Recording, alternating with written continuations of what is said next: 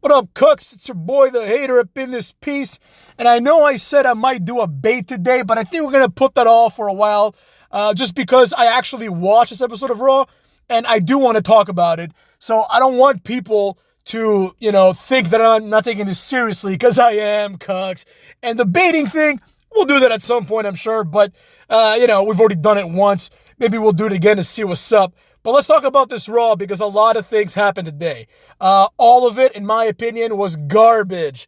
So let's get started, Cooks. First up, Drew McIntyre comes out, starts cutting a promo, gets interrupted immediately by Judgment Day, right?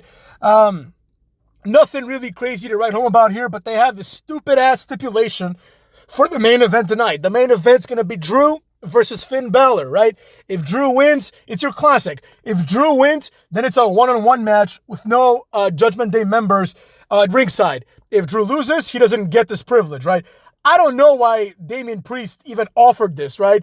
It'd be much easier for Damian Priest to be like, let's just do a one-on-one match, man up, right? Because if his goal is to just have Judgment Day there, he can just have Judgment Day there. Doesn't have to offer Drew McIntyre this opportunity. Furthermore, even if he offers him the opportunity, he can just have Judgment Day come out and slap Finn Balor, right? He can have JD McDonough slap Finn Balor. Finn Balor wins by DQ, and there you have it, right? So this was a complete mess. I didn't enjoy this at all, right? Things have to make sense. We're going to talk about that a bit more, but things have to make sense. We get a recap of Liv Morgan and the Dominic Mysterio storyline, which is pretty cool. Backstage at the I can't believe I'm saying these words. At the Judgment Day Clubhouse, Dominic Mysterio runs into Liv Morgan. They have this goofy ass table and a bunch of Judgment Day things. It looks like it was put together for 5 minutes. And also, why do they need a clubhouse? Like, what's the logic behind it? Just have a WhatsApp group text, you know what I'm saying, like the rest of us. But anyways, it is what it is. Liv gives Dom her hotel key, right? She gives him a key card, right? Basically telling him, come on over and let's do the dirty, you know what I'm saying? So Dominic plays like the whole Dominic thing where he's like, I don't know what to do, right? It is what it is. Nothing really happening there. But, it was nice to see the storyline keep going. The problem is that it didn't go anywhere, right? It's the same thing they did last week, right? It's just this flirtation. Clearly, Liv Morgan is trying to seduce Dominic away. Now, I think this is relatable for a lot of people because we all know girls like this and we all know guys that get seduced by girls like this. So, I think that makes a good storyline, but it needs to move a bit quicker because nothing's happening. God knows when Rhea Ripley's going to return for Dominic to obviously choose Rhea Ripley and then reform the Eddie Guerrero-China situation, right? Next up, we have Io Sky versus Lyra Valkyria. For some strange reason, they really want to push this Lyra Valkyria down our throats. Like, she's not good. She's boring. She has no gimmick, or rather her gimmick is she's some sort of a raven goddess thing, like a Valkyrie, but for Irish folklore. Like, that's not even a gimmick. That's just like, she dresses like that sometimes inexplicably for no reason, right? These people that don't have gimmicks, like, unless her gimmick is she literally is one of those, like, war goddesses, then there's no reason for her to dress like one, right? It's really stupid. At the very least, if you have something like Viking Raiders, they're presented as Vikings. Like, we hear all the time that they live the Viking lifestyle. So at the very least, if you live the Viking lifestyle, you're going to dress like a Viking once in a while, right? But, obviously you can't present them as real Vikings because it's the 21st century, but you understand what I'm saying. Io Sky, Lyra Valkyria, the match goes on for a fucking eternity. Eventually, Io Sky wins. Nobody cares at all, right? She does like a crucifix driver type thing. It's like a crucifix pin, but she kind of like drives her down after pulling her hair. And she wins, right? Then we have another recap. This time it's Sami Zayn and Chad Gable. Like, anybody gives a flying fuck about this, right? This whole situation with Sami Zayn and Chad Gable, in my opinion, is a complete mess, right? Like, the rest of Alpha Academy just look like they're retarded. You know what I mean? You've got, like, fucking, what's her face? Maxine Dupree just looking worried, like she's about to get attacked. Then you got Otis looking retarded. And you have Tozawa also looking scared, right? It's like, they're obviously not happy with him. So it's like, why do they follow him? This is essentially what Sami Zayn says. But it's really stupid because Sami Zayn is not someone that can play this role because, as he himself said, he was in the same situation just a few months ago, or a year ago, I guess, at this point, right? A year and a half ago. He was in that situation not too long ago. So it's like, what does he know about this, right? But anyways, it is what it is. It doesn't really matter. Then there's another Judgment Day segment where they're basically talking about the same thing. All these guys are just, except for Dominic, of course, all of them are just terrible talkers. Like, even Carlito at this point is just like boring, right? But Damian Priest is just so bad. He is so bad. It's not even funny. He needs like to work on his promos because there's something there. Like, he's a big, strong guy, good-looking guy. He can do something with this, but unfortunately, I think it's going to just pass him by. And in a few years, he'll be jobbing to like Marcel Bartel or whatever, Ludwig Kaiser, whatever the hell his name is now. And speaking of that guy, we get like a little vignette of Ludwig Kaiser trying to put himself over. It doesn't fit at all, right? This guy, like, in like a few years, I could see him and Ilya Dragunov being in a two guys that look the same tag team and just jobbing out, like having like a Breezango type of situation, right? Next up, we have a 6-man tag. It's Braun Strowman and the LWO, Dragon Lee and Ray, versus Carlito and the Judgment Day, right? I mean, this is just a match full of jobbers. Rey Mysterio deserves better than this, but instead, we get some of the worst commentary of all time. Like, by the way, how shitty was the commentary today? Pat McAfee is not good on commentary. I'm sorry. I used to think he was, but he just makes a lot of mistakes. And then Michael Cole, all these people that are saying that as soon as Vince McMahon stopped being in Michael Cole's ear, literally, Michael Cole got good. No, he didn't. He got much worse. Here's why. And here's a great example of it. Rey Mysterio tags in, right? Big ass back tattoo of a vertebrae and like bones and shit. Rey Mysterio mask, Rey Mysterio tights. And Michael Cole, who's been doing this job for like 30 years, goes, oh, there goes Dragon Lee.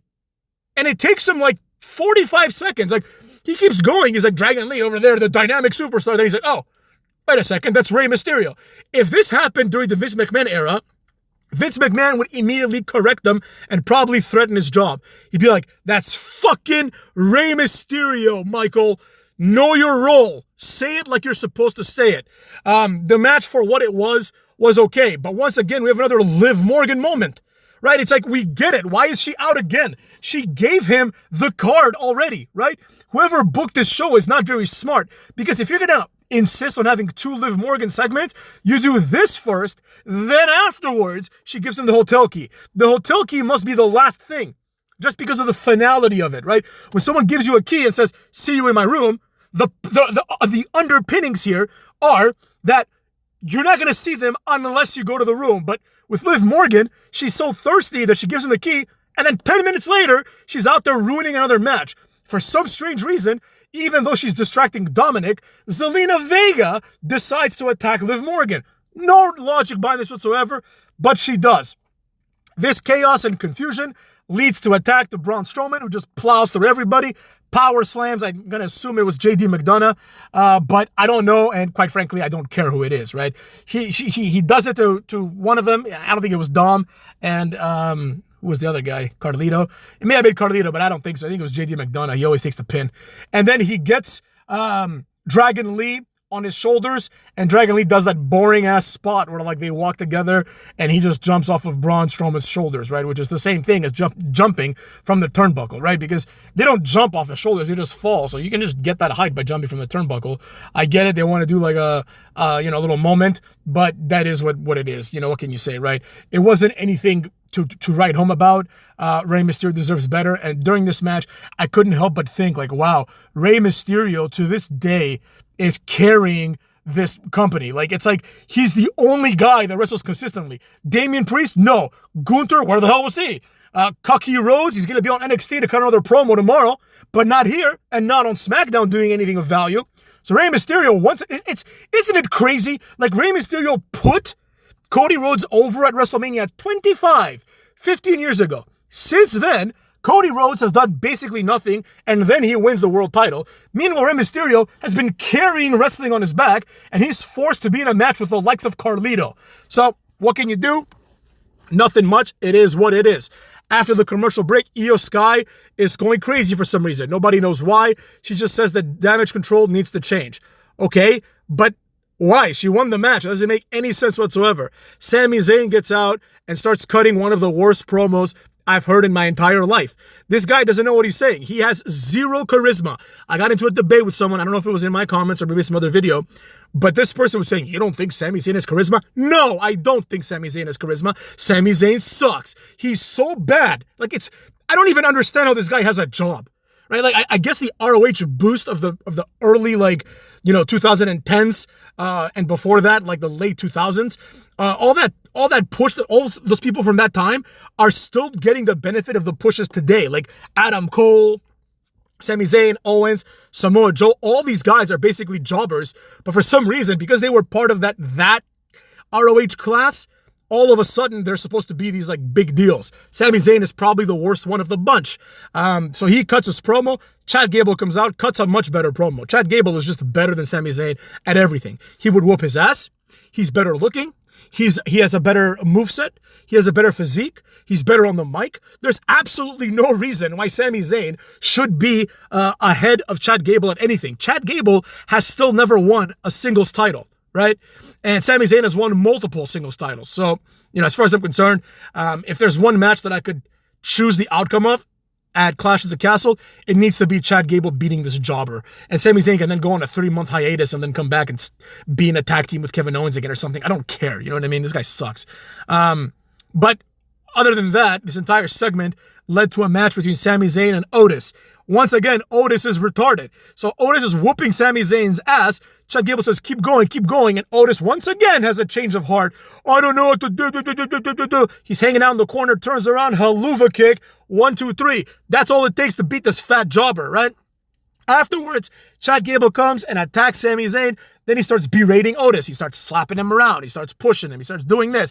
Otis then runs and destroys Sami Zayn, hits the world's strongest slam on him. Why didn't you just do this when you were told to do this, Otis? It doesn't make any sense. Like, how many times are we going to see the same thing? Otis having second thoughts, and then eventually Otis is going to turn on Chad Gable. Like, we all know that's going to happen. That's why this is horrible booking. People are like, Triple H, the storylines are great. No, they're not, because if I can see a mile away what's going to happen, that's what's going to happen. It's going to happen sooner or later, right? I don't think it's going to happen at Clash of the Castle, but it could. I mean, with how bad the booking is, it could.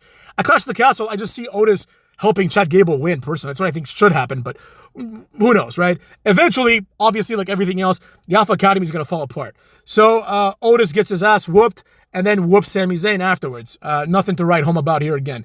Then we got a little thing. This was so bad. We have a backstage promo from Alba Fire and Isla Dawn. Now, not to make fun of her too much because I don't know anything about her, but Isla Dawn comes out, and she and Alba Fire are both from Scotland. Therefore, they have thick Scottish accents. Unfortunately, Isla Dawn also has a lisp.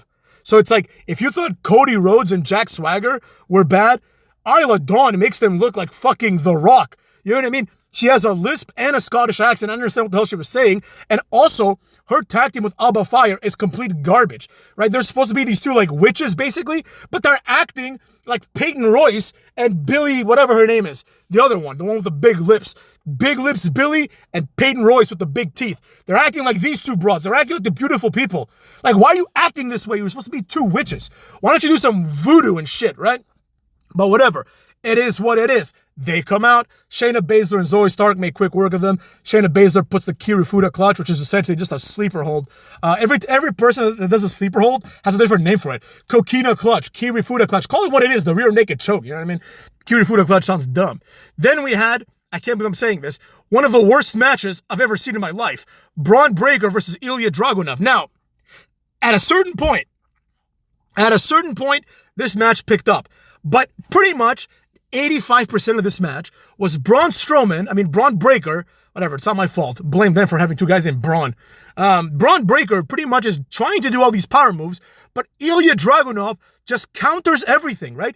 It's like someone took him on SmackDown or WWE 2K24 and went to the options and put the sliders all the way to 100 for counter rate. All this guy did was counter. He would counter and beat the hell out of Braun Breaker. God damn it, motherfuckers. Braun Breaker's out there getting made to look like a complete idiot by this cruiserweight, right? And at the end, you already know that Braun Breaker's going to win.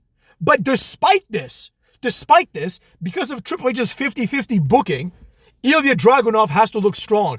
No, he doesn't. He doesn't have to look any stronger than the jobber that Braun Breaker beat in like 20 seconds. But he does. He comes off looking strong. Eventually, Braun Breaker hits a spear. He tries to go for the pin, but Ilya rolls out of the ring, right? Which, at this point, I'm like, again? I mean, come on, you know? But from this point forward, the match picked up big time. What happened next was Braun Breaker comes out of the ring and throws another spear onto him, another devastating spear. Then eventually, Ilya Dragunov beats the 10 count and barely makes it to the ring, where he gets speared one more time and gets pinned. It's as simple as that. At some point backstage, we have the Awesome Truth hanging out, and R-Truth is doing R-Truth things, right? It's getting old now. We get it. He's retarded, right?